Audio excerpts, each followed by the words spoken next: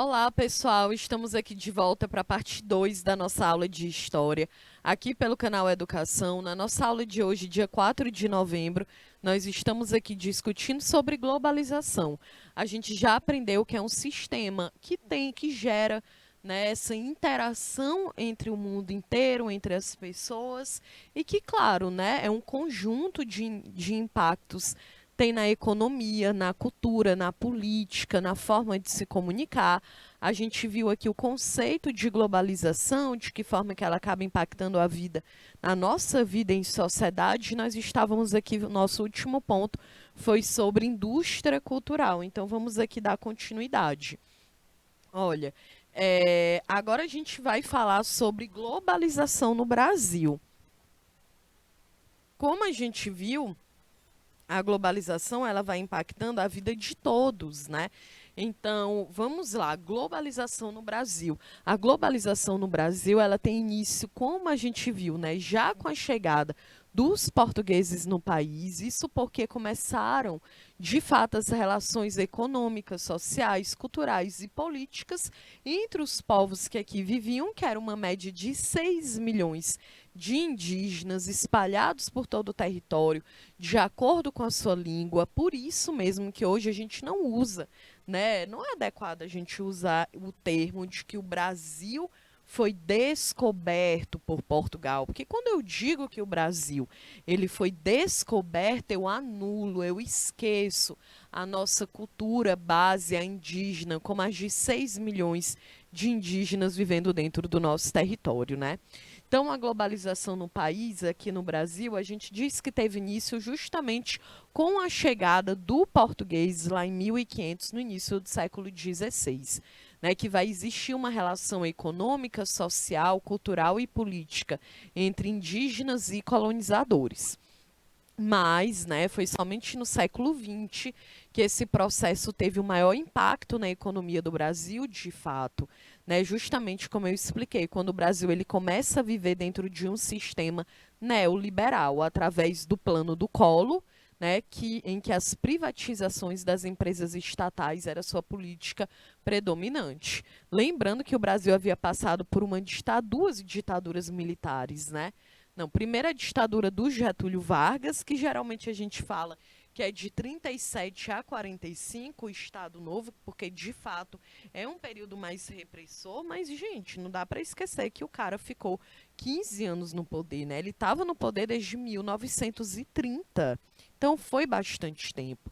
Depois a gente ainda tem, aí a gente passa por um sistema popular, democrático, depois a gente volta com a ditadura em 64, ela dura até 85, né, 21 anos, mas votar mesmo, a gente só foi votar em 1989, que é com o Lula e o Collor. Né, o Collor ganha, mas é impeachmentado. O Collor ganha e é impeachmentado 2 anos depois, em 1992, né, quando estoura aí uma grande quantidade de casos de corrupção. Bom, além disso, também houve a expansão das indústrias e das empresas multinacionais, que foram essenciais para reforçar esse processo de globalização aqui no Brasil. E aí, gente, em linhas gerais, o que a gente pode observar com a globalização do Brasil foi a construção de uma contradição. Por quê? Porque, de um lado,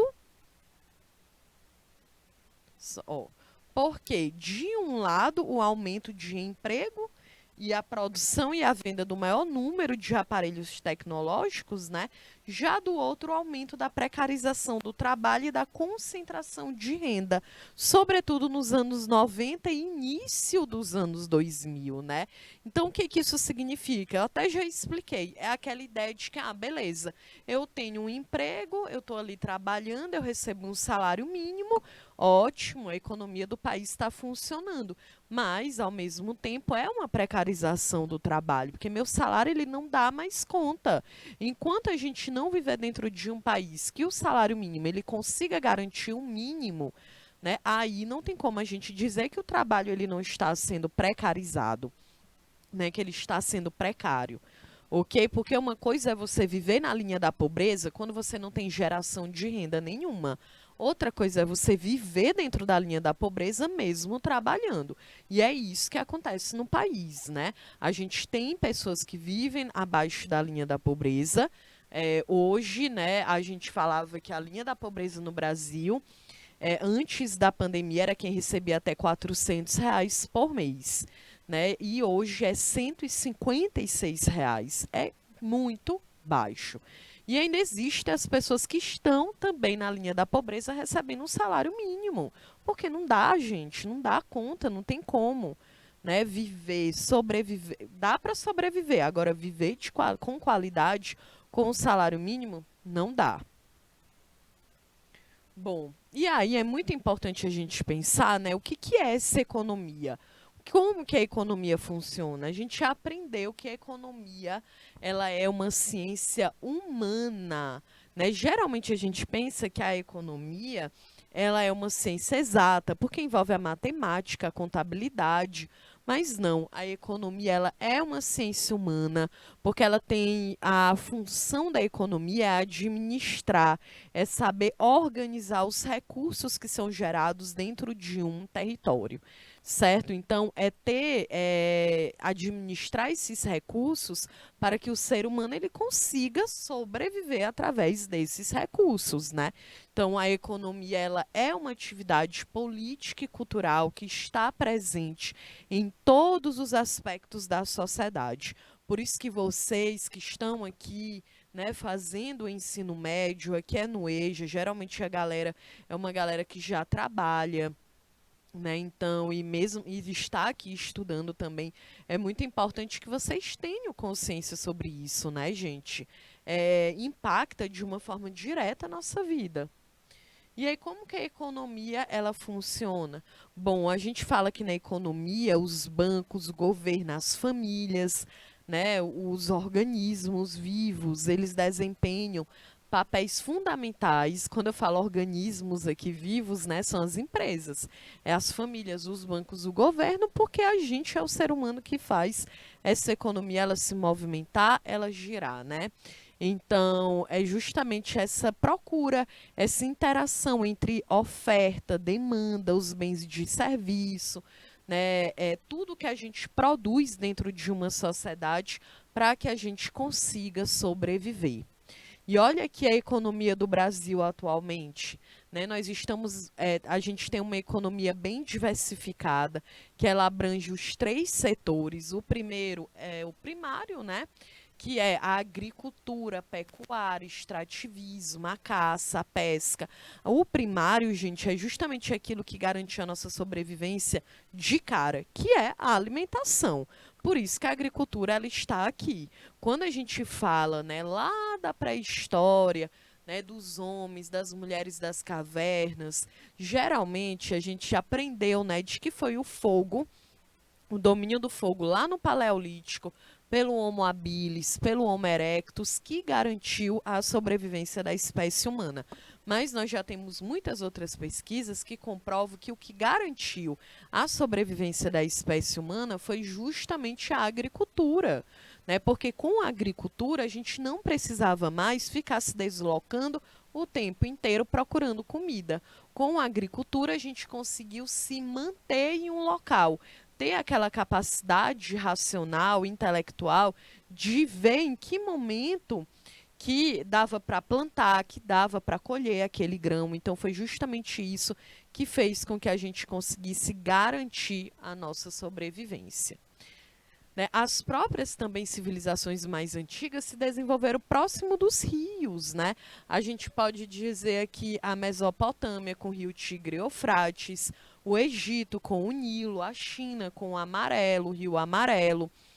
Então, de fato, aqui na cidade de Teresina, né, as populações ribeirinhas ali na beira do rio Puti, que é o primeiro bairro aqui da cidade de Teresina. Então, gente, provavelmente aí na sua cidade também foi assim, porque de fato a agricultura é o que garantiu a sobrevivência da espécie humana e que também garante aqui a base da economia em qualquer local.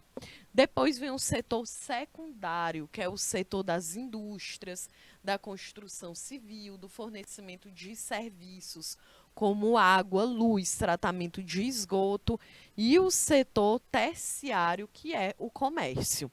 Né? Hoje a economia brasileira ela é baseada na produção agrícola, o que faz do Brasil um dos principais exportadores de soja, de frango e de suco de laranja do mundo.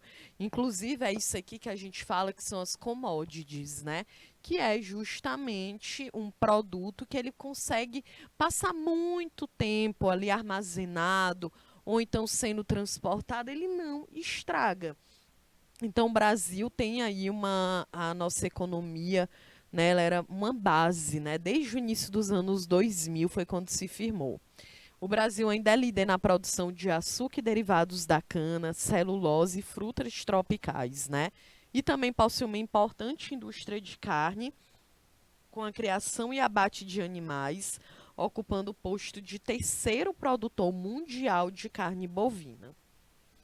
Bom, eu trouxe aqui um panorama, né, da economia do nosso país. Olha, 2019, antes da pandemia, eu trouxe aqui alguns jornais, né? Então, ó, desigualdade de renda não para de subir há 4 anos no Brasil, diz a Fundação Getúlio Vargas. O outro jornal, Banco Central, economia opera abaixo da capacidade em todas as regiões do país. Um em cada 4 desempregados procura trabalho há pelo menos 2 anos.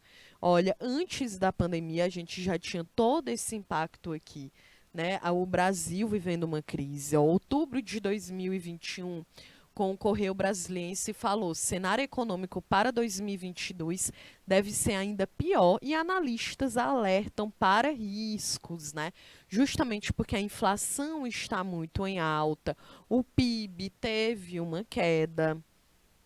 Bom, outra notícia, ó, setembro de 2021, a falta de oportunidades em geral deixa quase 15 milhões de brasileiros sem emprego e esse número atinge sobretudo, né, principalmente as mulheres, de acordo com o IBGE. Então eu estou colocando aqui sempre as fontes, gente, para que a gente entenda que história é uma ciência, né? A gente não trabalha aqui com achismo, a gente trabalha de fato com dados reais, com instituições que são de fato comprometidas com a verdade. Olha aí o impacto da pandemia no trabalho, gente. Aqui, ó, abril a junho de 2020, né? Apenas nem só 6 meses, menos de 6 meses da pandemia, né? Então a gente tem maior taxa de desemprego em 3 anos, 13 milhões de pessoas desempregadas. Agora, esse aqui é o retrato da desigualdade social no Brasil e no mundo. O raio-x da desigualdade. Aqui no Brasil, gente, nós temos 6 bilionários, apenas 6 bilionários têm a mesma riqueza que 100 milhões de brasileiros. É assustador, né? O número que a gente nem consegue ter muita noção.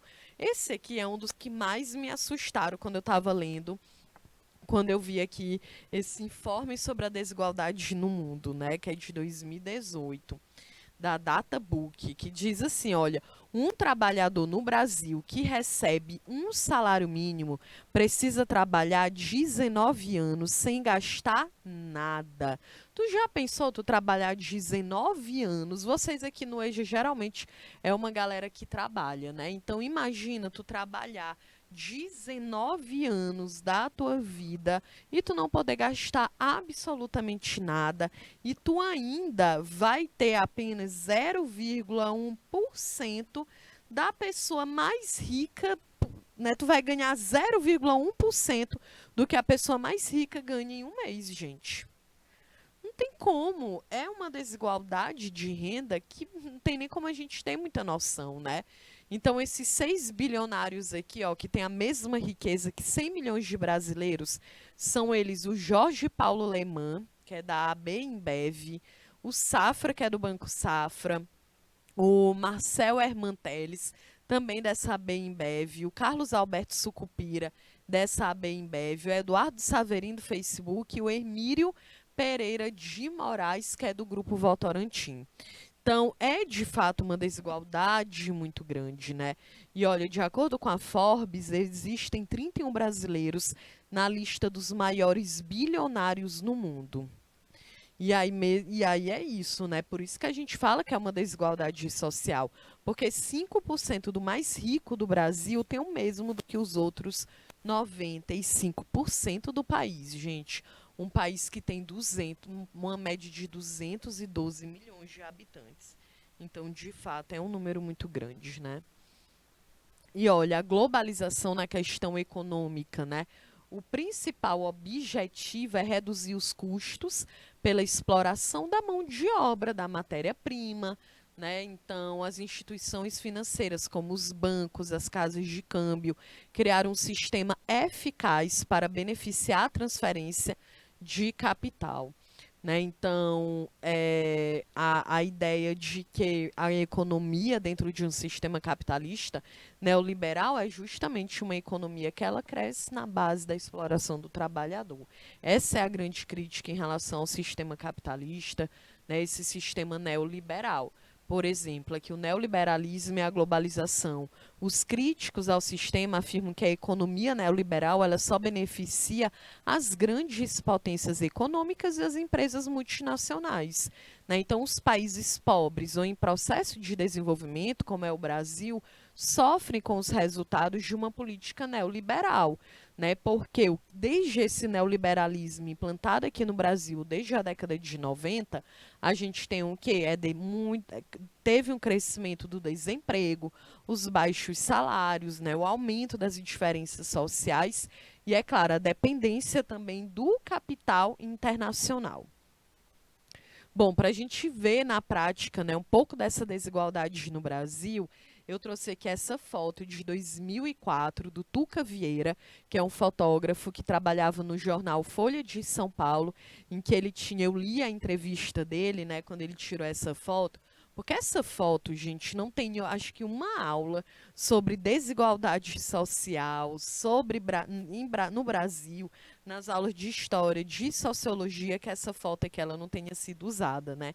Nos livros de história, de sociologia também, que é essa foto do Tuca Vieira, que ele recebeu a tarefa de fotografar alguns pontos da capital paulista, né? E era assim, o objetivo não era nem mostrar a desigualdade social nessa entrevista que eu li dele, mas ele disse que quando viu isso aqui, gente, não tem como, né? Essa imagem ela acabou virando um ícone da desigualdade social no Brasil, porque aqui a gente vê um abismo entre dois mundos, né? Então, de um lado a gente vê a favela Paraisópolis, do lado esquerdo, e do lado direito a gente vê um condomínio de luxo no Morumbi. Né? Então, são duas realidades completamente diferentes, praticamente dentro do mesmo território, né? Então, é isso que a gente vê, é isso que essa desigualdade social ela gera, né? Então, do lado esquerdo, a gente vê Paraisópolis, que é um bairro favelizado de São Paulo, né? Paraisópolis tem um total de 50% de moradias irregulares. De cada 10 habitantes do local, apenas 2,3 ocupam empregos formais. Então, é óbvio que dentro das periferias, das favelas no Brasil, a gente tem um número muito maior de pessoas desempregadas. É um número também muito grande de pessoas que não conseguiram concluir os seus estudos básicos, né, em relação ao ensino médio. O local também ocupa a posição 79 no ranking paulista de bairros com espaços culturais e ainda possui uma taxa de gravidez na adolescência muito grande, né? E a expectativa de vida, gente, ali é de mais ou menos 65 anos de idade. Então, tá vendo como que a desigualdade social ela vai se apresentando? A gente tem mais pessoas desempregadas, mais pessoas sem ensino superior e sem ter concluído o ensino médio. A gente tem a população jovens que engravidam na adolescência, porque também falta informação, falta acesso à saúde. Então, é claro que aqui entra o papel da escola, né, de ensinar, de educar, de falar sobre métodos contraceptivos. E ainda tem a expectativa de vida. É claro que é 65 anos de idade, porque como é que a pessoa ela vive bens, se ela não tem acesso à saúde, à educação, à moradia, à segurança, a tratamento de água, de esgoto, a uma alimentação equilibrada, saudável? Claro que não, né? Agora, olha a realidade para o Morumbi. Existe uma alta taxa de empregabilidade formal e alta renda familiar. Existe a expectativa de vida que ultrapassa os 80 anos de idade. A taxa de gravidez precoce está abaixo de 2 para cada 100 mil habitantes. Então, existem também mais espaços culturais, né? Isso também é um ponto muito importante, porque quando a gente tem menos espaços culturais dentro da periferia, é claro que dessa forma a gente também tem um aumento da criminalidade. Não tem como, gente, é uma coisa que atrela a outra. Bom, então agora, né, eu quero aqui pegar com vocês esses nossos 20 minutinhos para que a gente possa responder alguns exercícios, tá certo? Então vamos fazer assim, essa primeira questão, eu vou deixar aí na tela 4 minutos para que vocês possam dar uma lida e na volta eu vou responder com vocês. Então, Isnaba, por favor, 4 minutos.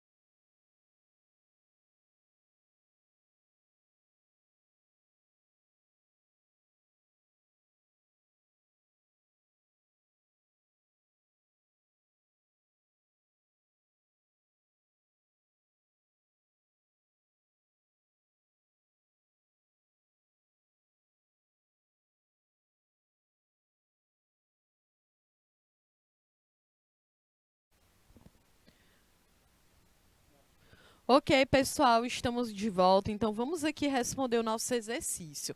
A primeira questão diz assim: a globalização é um processo contínuo de integração, em especial econômica, do globo. Para tal, torna-se necessário a disponibilidade de ferramentas que permitem a organização das redes e dos fluxos entre as diferentes regiões do mundo. Desse modo, pode-se apontar que a globalização está amparada no.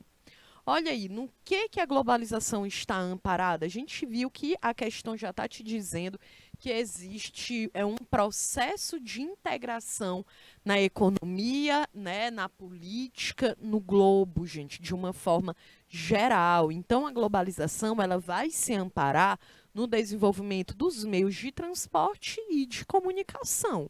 Né? Claro, nos meios de transporte a gente ainda pode muito bem pensar lá no século XV e XVI com as navegações marítimas. Vimos aqui um exemplo, né, de Portugal que começa a ocupar e colonizar o Brasil ainda a partir de 1500, no início do século XVI, e a comunicação que durante o século XX ela vem crescendo cada vez mais, e a gente pode destacar a internet. Então aqui, primeira questão, alternativa verdadeira, letra B.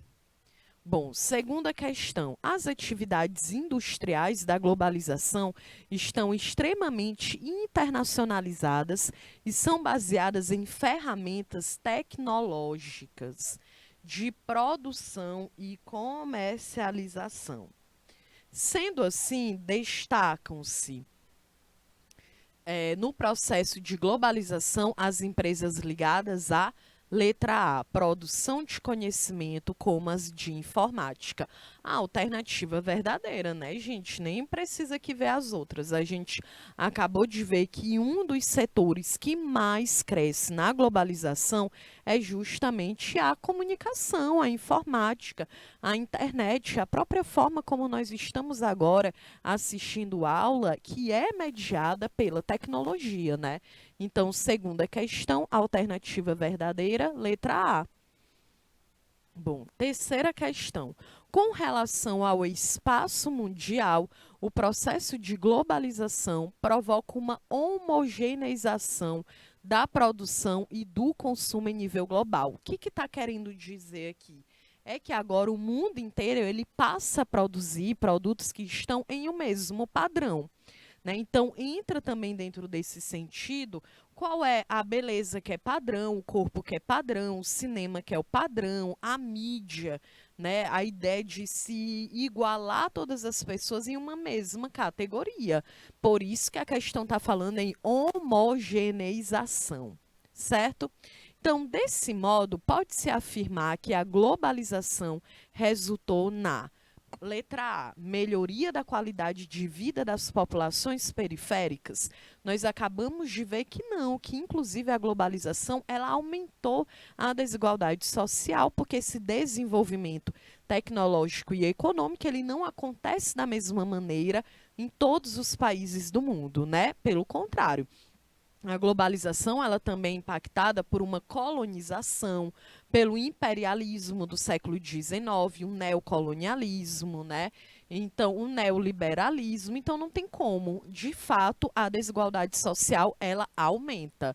Então, aqui letra A, falsa. Letra B, utilização de mão de obra com baixa qualificação profissional.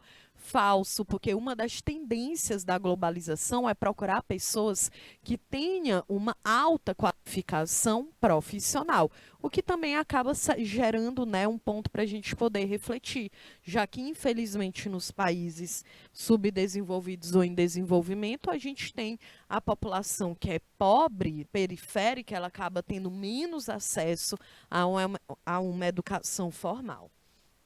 Então, falsa, letra B. Letra C, acentuação da desigualdade social entre diferentes regiões. Com certeza, né, gente? Alternativa verdadeira. Por isso, né, que a globalização, como a gente viu, ela acaba sendo contraditória. Ao mesmo tempo que ela gera um desenvolvimento econômico, um avanço da comunicação, ela também vai gerando desigualdades porque ela não se estabelece de uma forma igualitária em todas as regiões do mundo, né?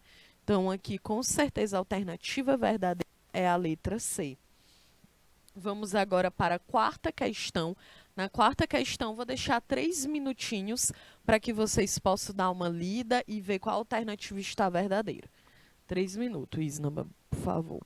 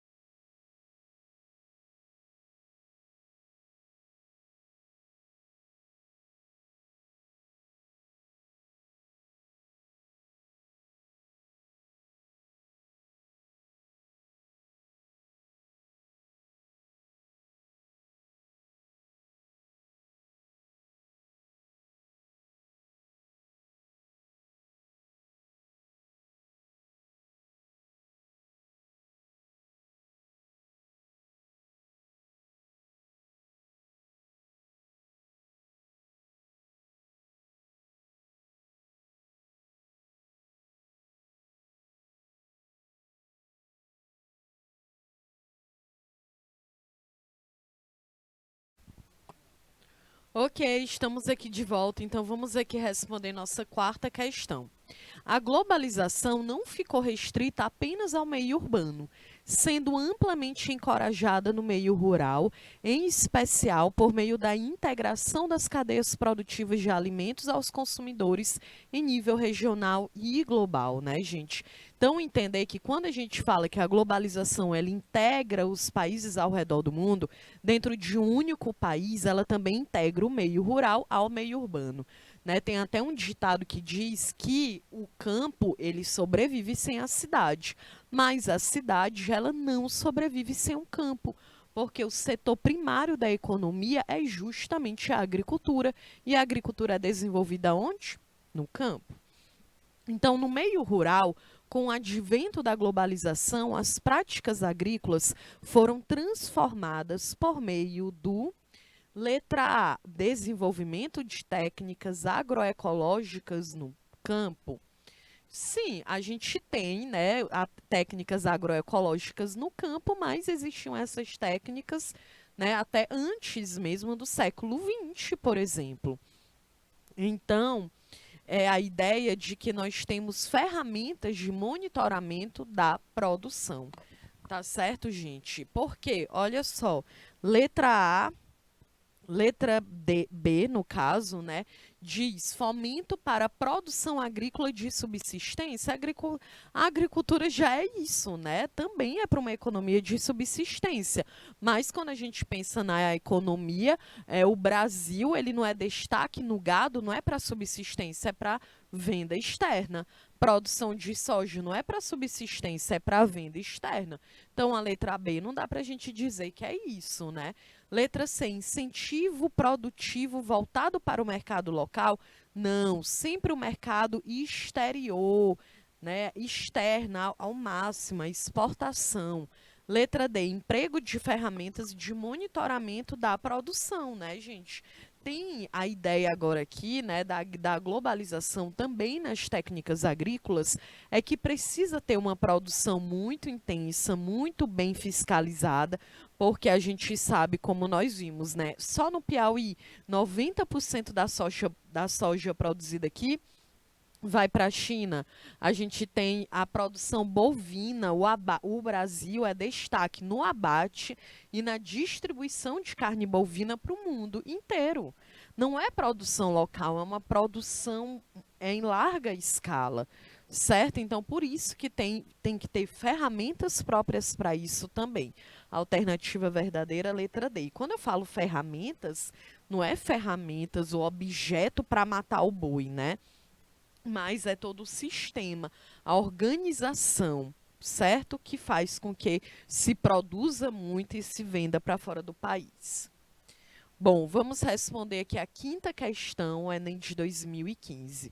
Um carro esportivo é financiado pelo Japão, projetado na Itália e montado em Indiana, México e França, usando os mais avançados componentes eletrônicos que foram inventados em Nova Jersey e fabricados na Coreia. A campanha publicitária é desenvolvida na Inglaterra, filmada no Canadá, a edição e as cópias feitas em Nova York para serem veiculadas no mundo todo.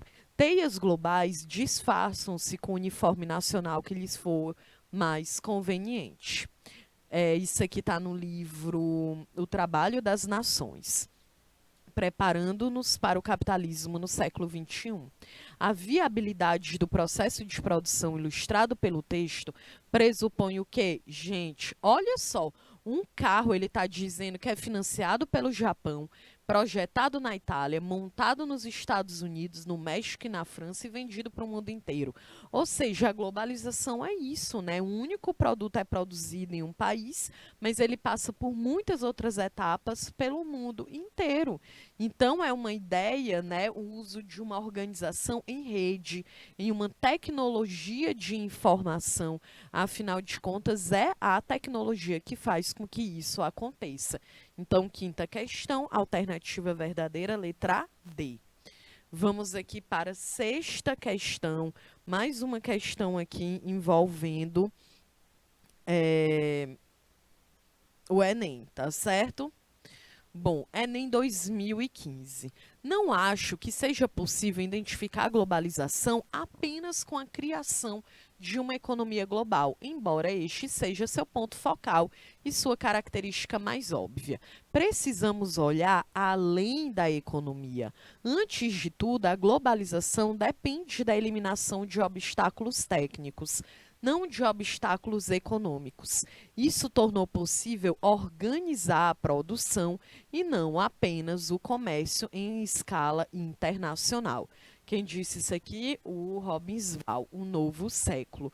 Por que eu sempre leio aqui, gente, a nossa nota de rodapé? Porque é muito importante a gente se ligar também, né, de quem foi que escreveu aquele texto e o período.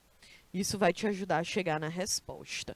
Um fator essencial para a organização da produção da conjuntura destacada no texto é a letra A.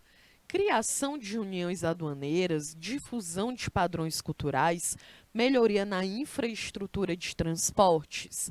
É uma questão até que a gente analisou, né, na questão anterior, que a globalização, ele fala, olha, não é apenas uma criação de uma economia global, né, ela tem características mais óbvias, a gente precisa olhar além da economia. A globalização depende da eliminação dos obstáculos técnicos. das fronteiras, porque senão não ia adiantar. É por isso que diz, gente, a globalização ela existe porque a gente teve também um desenvolvimento, a superação, a melhoria da infraestrutura de transporte, né? Isso lá no século XV e XVI, com as navegações marítimas, e ao decorrer da história. O que adianta? A globalização ela acontece porque o mundo está interligado. Como é que eu chego do outro lado do mundo? Óbvio que é através de um transporte também, né? Então, aqui, com certeza, a alternativa verdadeira, letra C. Vamos responder aqui a sétima, só para fechar? Olha, Enem, sozinho vai descobrindo o caminho. O rádio fez assim com seu avô. Rodovia, hidrovia, ferrovia e agora chegando a infovia, para a alegria de todo o interior, né? O Gilberto Gil, Banda Larga Cordel. O trecho da canção faz referência a uma das dinâmicas centrais da globalização, diretamente associada à evolução da tecnologia da informação, né, gente? É uma sátira, né? Na ideia de dizer, olha, aqui tinha o rádio, mas vem rodovia, vem hidrovia, ferrovia, infovia, né? Uma ironia de dizer que, de fato, as informações elas estão evoluindo, elas estão se tornando cada vez mais rápidas. Essa é, com certeza, uma das principais características também da globalização. Então, sétima, alternativa verdadeira, letra A. Né? Eu ainda coloquei aqui sobre globalização, não podemos afirmar o quê? Que o avanço das telecomunicações não causou impacto no mundo do trabalho. Porque é claro que causou, né, gente? Por isso mesmo que a gente viu. Olha aqui, a própria forma como a gente está fazendo essa aula é mediada pela tecnologia. Então, é claro que também modificou a forma como a gente trabalha, a forma como a gente estuda, a forma como a gente se comunica. A globalização ela envolve questões culturais, sociais, políticas e econômicas. Bom, então nós chegamos aqui ao final da nossa aula. Eu espero que você tenha entendido, que você tenha gostado. Na próxima aula a gente vai voltar um pouco mais específico para a história do Brasil, para saber como que se deu o processo de democratização. Então a gente vai ver todos os presidentes ali, né, da década de 90, 2000 também. Beleza? Então sou a professora Kelly Campelo, foi um prazer estar aqui com vocês. Beijos e até mais.